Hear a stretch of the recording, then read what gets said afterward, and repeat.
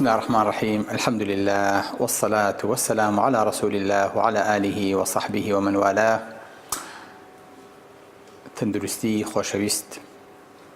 خۆشەویستان و ئازیزان، لەم وانەیە باسی نەخۆشی ئەسڕەکەین، باسی لادان لە ئەسڵی تەندروستیەکەین. نەخۆشیەکی سەخت، نەخۆشیەکی قرس، نەخۆشیە کە خەڵکێکی ئەم مەنتەقەیە پێوەی ئەناڵێنێ، نەخۆشیە کە دایما بە حەزەرەوە دەسەبین بۆ نان خواردن ناوێرین، نەخۆشیە کە هەموو بەیانیەمان خاتە سەر جادەکان و وەرزشمان پێیەکا لە ترسە، نەخۆشیە کە زۆر جار وامان لێیەکا کە بچین حەپوو دەرمان بەکاربێنین یاخود پەنابەرین بۆ نەشتەرگەری بۆ ئەوەی کە لەو نەخۆشیە دوور بین. ئەویش زانیتان نەخۆشی قەڵەویە. بەڵێ خۆشەویستەکانم، بەڕاستی قەڵەوی یەکێکە لە دەردەکان، یەکێکە لە نەخۆشیەکان کە وردە وردە زیادەکە.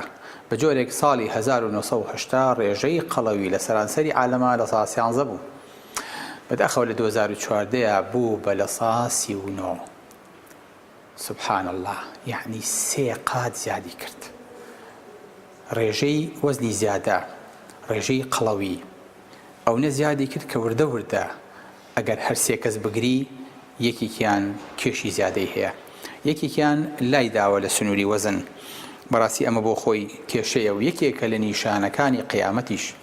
پێغەمبەری خوا صلی الله علیه و سلم ئەفەرمێ کە بوخاری ڕیوایەتێکا ئەفەرمێ ئین بعدکم قەوما، قەومێک دوای ئێوە دێ، خیانەتەکەن و ئەمین نین، شایەتیە دەن و داوای شایەتیان لێ نەکراوە، ئەمەی کە پێیانەوترێ جەماعەتی ئەشەوبیلا و جەماعەتی چەورەکان، نەدرەکەن و جێبەجێ ناکەن، وەیەظهر فیهم السیمەن، قەڵەویان تیادا دەکەوێت. بۆ چکامانە ئەهلی دەعوەت و هاتوچۆ و سەردان و سفرە و سەرمێزن، قەڵەو زۆرە بێ. یەکێ لە نیشانەکانی قیامەت پێغەمبەری خوا صلی الله علیه و سلم فەرمێ کە لێرانەیە بە سیفەتێکی منبوت هێناوێتی، بە سیفەتێکی خراپ هێناوێتی. سبحان الله، سەیرە چەند ساڵێک لەمەوە پێش ناو کوردەواریە حتا ناو عەشارە خەڵک زۆر حەزی لە قەڵەوی بوو. ئەگەر یەکێک زەعیف وایە بە ناوێکی خراپ بانگیانە کرد یاخود لە قەبی خراپیان لەوە دۆزیەوە. بەڵام نەمانزانی هەر بە پێشکەوتنی عیلم، بە دەرکەوتنی زەرەرەکانی قەڵەوی ئەم بوو چەنەزەرە کامل ئەگۆڕێ.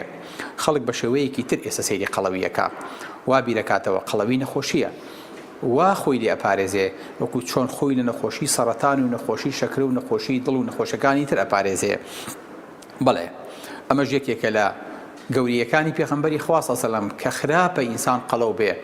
بۆیە چ کاتێ ئینسان قەڵەوە بێ؟ ئەزانن خۆشەویستەکانم، هەر کاتێک چەوری لاشە زیاد بوو ئینسان چەوریەکەی سەرف نەکرد، خەز نەبێ ئەم چەوریە. جا ئەم مادەیە مەرج نییە تەنها لە چەوریەوە بێ، مەرج نییە تەنها لە گۆشتەوە بێ، لەوانەیە لە شیرینیەوە بێ، لەوانەیە لە پرۆتینەوە بێ. هەموو ئەمانەوە ئەکات کە ئینسان ئەم تاقەیە سەرف ناکە، وردە وردە لە لاشەیە مێنێتەوە کەڵەکە بێ. کەڵەکە ئەبێ بە شێوەی چەوری لەژێر پێستە یاخود لە ناو جگەرە یاخود لە ناو سکە ئەپارێزرێ و ئەمێنێتەوە. بۆیە ئەم چەوریە هەتاوەکو کەڵەکەتر بێ ئینسانەکە زیاتر معەڕەزە بێ بۆ ئەوەی کە لاشەی ناتەندروست بێ و نەخۆشیەکان ڕووی تێ بکەن. ئینسان ئەو خواردنەی کە ئیخوا ڕۆژانە پێویستی بەوەیە کە لە دڵیا بەکاری بێنێ وەکو تاقە، لە هەناسەیە بەکاری بێنێ، لە جۆگەی هەرسیا بەکاری بێنێ، لە پاراستنی گەرمای لەشیا بەکاری بێنێ. تەقریبەن 1200 سیعری حراری ڕۆژانە ئەچن بۆ ئەمانە.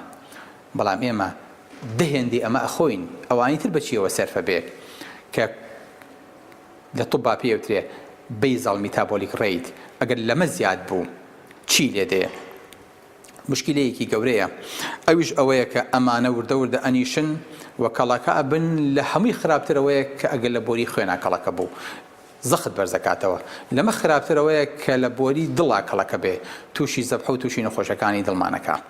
بۆیە ئەو جۆرە خواردنانی کە هەمانە بەڕاستی ئەبێت وای لێ بکەین، لەگەڵ وەرزشەکانمانە ڕێکی خەین، چونکە هەرچی خواردن زیاتر ئەبێ بە وەرزش و بە جوڵە و بە تاقە سەرفیکەینەوە.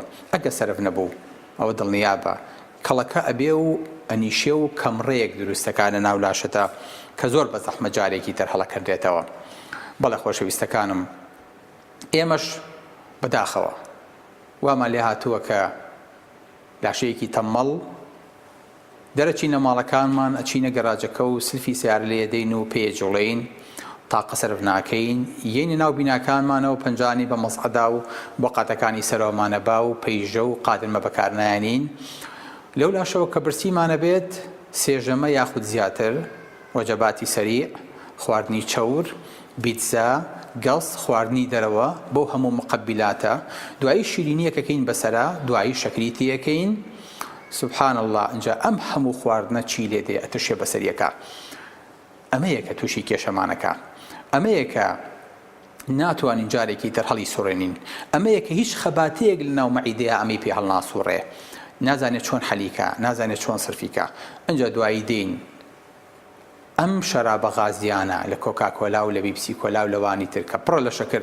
ئەمانەشەکەین بەسەریا بەداخەوە اینجا کە برسیمان بوو هارە بین بە دوای خواردنە ئەی کە تێر بووین اینجا خمولی ڕووماتیە کاڵین توخوا چاکەمان فریاخەن حەزەکەین بە چاو بە منەبیهێ تاقی خۆمان بهێنینەوە اینجا بە دیار کۆمپیوتەر و بە دیار تەلەڤیزیۆن و بە دیار دانیشتنەوە ئەوەستین بەبێ ئەوەی کە هەوڵ بین ئەوەی کە خواردومان ئێستا حەلیکەین سەرفیکەین نەیهێڵینەوە جا سبحان الله هەر عایلە هەیە بەداخەوە باوکەکە لە هەتاوەکو گاتە مناڵە بچووکەکە کە لە باوانیەوە فێر بووە هەموو غەممی خواردنەکەیەتی دا ئێوارە چیمان هەیە دا ئێوارە چیمان بۆکەی چێشێ بۆ لێ ناوین نانی نیوەڕە ناخۆمەوە شتێکی تازەمان بۆکە باوکی بۆ هێ ناوینەتەوە سبحان الله ئەمە جۆرێکە بۆ بە فەلسەفە بۆ بە جۆرێک لە کولتور بۆ بە جۆرێک لە سەقافەت لە ناو عایلەکانە باوکەکە چۆن دەست بەرێ چی بخوا داوای چی بکە سبحان الله مناڵەکانی بین چاوی لێەکەن ئەمە جۆرێکە لە نەخۆشی بەڕاستی ئەبێ ئاگامان لێی بێ منداڵەکانمان کە گەیشتنە سەر خواردن تەرکیزیان نەخینە سەر ئەمە لەسەر ئەمە پەروەردە نەبن دواتریش بە دیار ئایپاد و بە دیار شاشەکانەوە بەجێیان نێڵین مناڵ لی گەڕێ لە ماڵە یاریکە مناڵ لی گەڕێ لە ماڵە هەڵسوڕێ مناڵ لی گەڕێ لە ماڵە بە زمانی کوردەواری خۆمان عەجوولیکە بۆ ئەوەی کە بتوانێت ئەو تاقە و خواردنی تایەتی سەرفیکە بۆ ئەوەی کەڵەکە نەبێ لە لاشەیە چونکە مناڵانە وردە گەورە ئەبن بەڵام بەداخەوە تەندروستیەکی خراپیان هەر لە بیدایەتەوە بە دروستە بێ هەر لە بیدایەتەوە بە قەڵەوی دەست پێەکەن هەر لە بیدایەتەوە بە نەخۆشی دەست پێەکەن لەبەرەوە ئاگاتان لێی بێ خۆشەویستەکانم بزانن چی ئەدەی بە منداڵەکەت بە چی پەروەردەیەکی بە چی گەورەیەکەی چی دەرخواردەی چۆن دەرخواردەی هەر مناڵەکە و ڕازی مەکە هەموو سێژەمە دانیشی برنجکەی بە قوڕیا وەڵانجا برنج نەبوایە منە مانەزانی مناڵ بە چی پەروەردەکەی وەرە باوکە جەم بزانە بیخوێنەوە بزانە ئەم مناڵە لاشەی ئەم مناڵە پێویستی بە چییە ئەوەی بەرێ نەک منداڵەکە تێرکەیت و لە کۆڵیکەیتەوە ئەخر ئەمەش پەروەردە نییە كفى بالمرء إثما أن يضيع من يقوت پێغەمبەری خوا صلی الله علیه و سلم بەسە ئینسان تاوانبار بێ ئەوەی کە خواردن و قوتی بۆ پەیاکە بیفەوتێنێ ئەمە جۆرێکە لە فەوتان چۆن عەقیدەکەیە فەوتێ ئاوا لاشەشی بفەوتێنی دیسانەوە کێشەیە بۆیە خۆشەویستەکانم مەفروضە ئێمە منداڵەکانمان نا خۆمان بین بە قودوەی منداڵەکانمان وا فێرکەین چۆن چاومان لێ بکەن چاو لەسەر خواردن نەبێ خێزان چیمان هەیە خواردنێکی بەسیط خوانەی بڕێ نانێ بێنە و بە شیرێکەوە بیخۆ بە ماستێکەوە بیخۆ بە میوەیەکەوە بیخۆ بە زەڵاتەیەکەوە بیخۆ با منداڵەکەت فێری ئەوە بێ با چاوی لە ژەمەکان نەبێ ئاگات لە خۆت بێ پێش منداڵەکەت ئاگات لە مناڵەکەت بێ پێش خۆت بەڵێ خۆشەویستەکانم چکە قەڵەوی ڕەبوو زیادەکا لە ئینسانە قەڵەوی ئەستوربوونی ڕقبوونی دەماروی شارخۆی بەرەکان زیادەکە بردی گورچیلە و بردی زراو زیادەکە نەخۆشیەکانی چەوری جگەر کە ئەمڕۆ بۆ بە بەڵایەک کاکتۆر وڵات جگەرم چەوری هێنجا خۆش ئەوەیە نازانێت چەوریەکەی لەکوایە هەڵێ کاکتۆ ئێرەم یەشێ هەر پیان تۆ چەوری لە جگەر دەوازانێت ئازاری هەیە چوار ڕۆژی تر ئەم جگەرە بێ بە تەپەدۆر ئەبێ بە ئیسفنج ئەو 400 ئیشەی کە مەعقولە بۆ بکە لە زۆربەیە پەکێکەیە چکە تۆ هەمی بە چەوری داگرتەوە هەمووشی دەبی خۆت و خواردنی خۆت و نەوسی خۆت بەڵێ خۆشەویستەکانم تەنانەت ئینسان وای لێ دێ بۆنی ناخۆش بۆ تووشی نەخۆشی و حتا لە تووشی نەخۆشی نەفسیە بێ ئینسان کەوای لێ هاو خۆشەویستەکانم قەڵەو بوو حەزی ناو مەجلیسی و حەزی ناو خەڵکی نامێنێ بۆیە ئینسانە بێت پارێزگاری لەسەر ئەم لاشێ بکات. چۆن بزانم قەڵەوم مامۆستا؟ ئەوانەی کە لە توب باژین شتێکیان هەیە پێوترێ بەدی ماس ئیندێکس، یەکسانە بە باڵا تەقسیمی کێش ئەبێ ئەم ڕێژەیە لە بینی 18 بۆ 25 بێ. لەمە زیاتر بوو وەزنی زیادەیە و کێشی زیادەیە و ئەبێ ئاگامان لێی بێ. ڕاضی بۆ بکەین بۆی کە ئەمە دابەزێنین. بۆیە باشترین پێوانە ئەگەر ئەمە نەزانی پشتێنی خۆت کەمەری خۆت بپێوە بزانە چەنە.